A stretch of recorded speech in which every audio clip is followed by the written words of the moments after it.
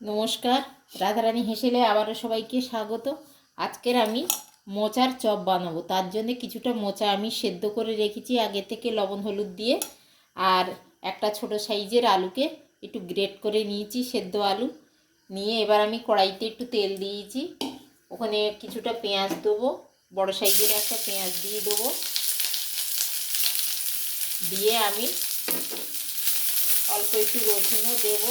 দিয়ে আমি আগে তরকারিটা কষিয়ে নেবো চপের জন্য মোচা আর আলুটাকে। তারপরে আমি নিয়েছি কিছুটা বেসন, এর মধ্যেও একটু কর্নফ্লাওয়ার দেবো, দিয়ে একটা ব্যাটার গুলে নেবো চপগুলো কোট করার জন্য। কিছুটা নিয়েছি বিস্কুটের গুঁড়ো, যেগুলো টোস্ট বিস্কুট হয় তারই গুঁড়ো করে নিয়েছি আমি উপরের কোটিংয়ের জন্য। প্রথমে আমি রান্নাটা করে নেব। পেঁয়াজটা আমার বেশ ভাজা হয়ে গেছে, এবার আমি দিয়ে দেবো অল্প একটু রসুন বাটা। ছোট চামচের 1 চামচ দিলাম রসুন বাটা।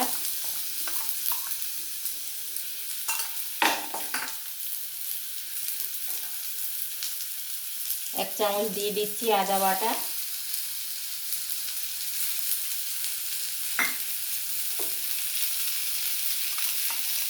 এক চামচ দিয়ে দিলাম জিরে আর গোলমরিচের বাটা। দিয়ে আমি খুব ভালো করে কষিয়ে নেব।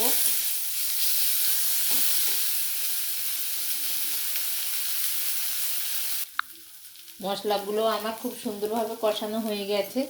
এবার আমি দেবো অল্প একটু হলুদ, সেদ্ধর সময়ও আমার দেয়া ছিল, আবারও একটু দিয়ে দিলাম। স্বাদ অনুযায়ী লবণ দিয়ে দেবো।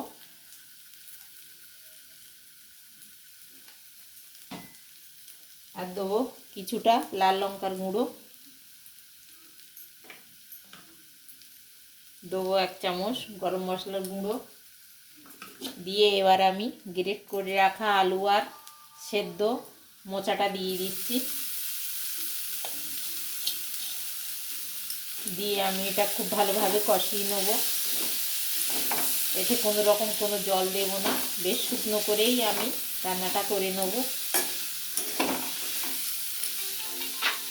এতে একটু মিষ্টিও আমি দিয়ে দেবো।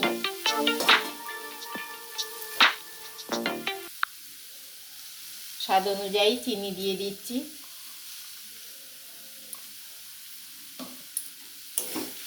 দিয়ে আমি খুব সুন্দর করে এটাকে কষিয়ে রান্না করে নেব, সবগুলো খুব ভালোভাবে যাতে মিশে যায়। কিছুটা ধনে পাতা নিয়েছি, এটা আমি এখন দেবো না, একটু পরে দেবো।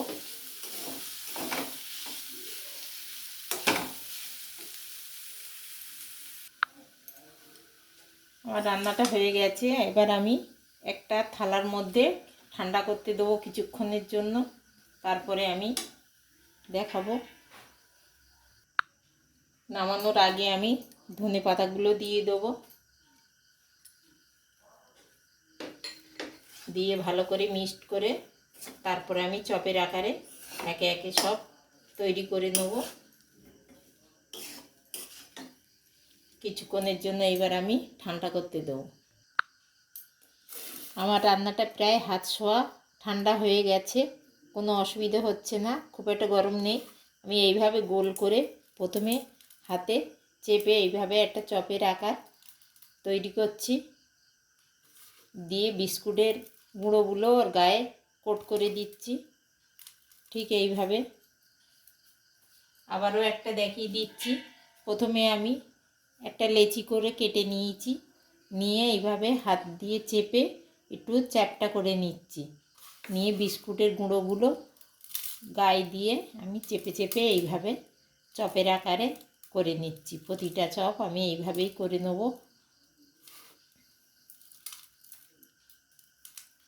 এইভাবে বিস্কুটের গুঁড়োগুলো গায়ে লাগিয়ে দিচ্ছি। সমস্ত চপগুলো আমি করে নিয়েছি। এবার আমি একটা ব্যাটার গুলে নেব, তার জন্য নিয়েছি কিছুটা বেসন। আর আমি এতে দেবো একটু কর্নফ্লাওয়ার।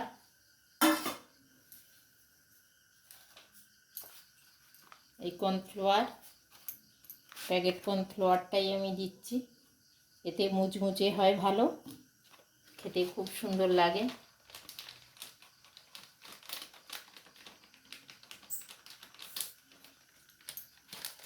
এর মধ্যে দেবো সামান্য একটু লবণ,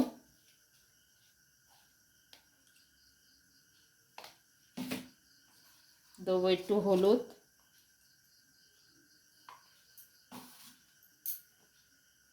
আর দেবো একটু লঙ্কা গুঁড়ো,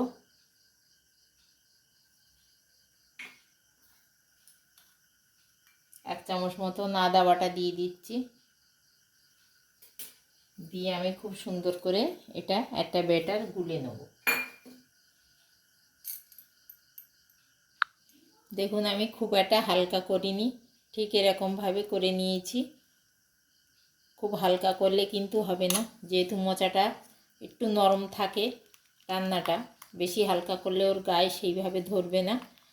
উপরের এটা খুব একটু হালকা হলেও ভালো লাগবে না, আবার যাতে খুব বেশিও মোটা না হয় সেদিকেও লক্ষ্য রাখতে হবে। আমি ভালো করে হাত দিয়ে এইভাবে ফেটিয়ে নেব।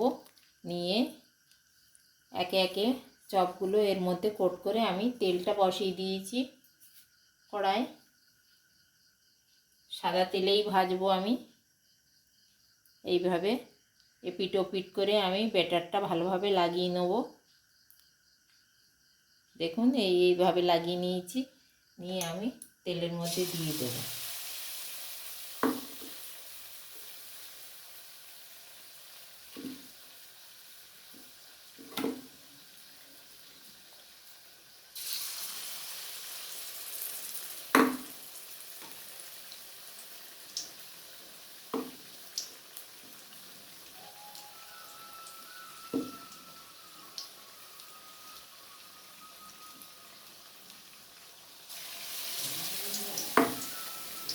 সমস্তগুলো ভেজে নিয়ে সবগুলো বেশ আমার লালচে করে ভাজা হয়ে গেছে।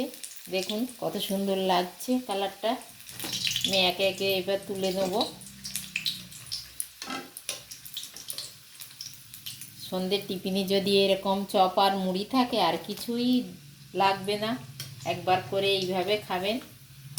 কেমন লাগে আমাকে একবারে জানাতে ভুলবেন না। মোচার চপ কিন্তু দারুণ লাগবে, একদিনও হলেও এইভাবে মোচার চপ বানিয়ে খেয়ে দেখবেন, সবারই খুব ভালো লাগবে।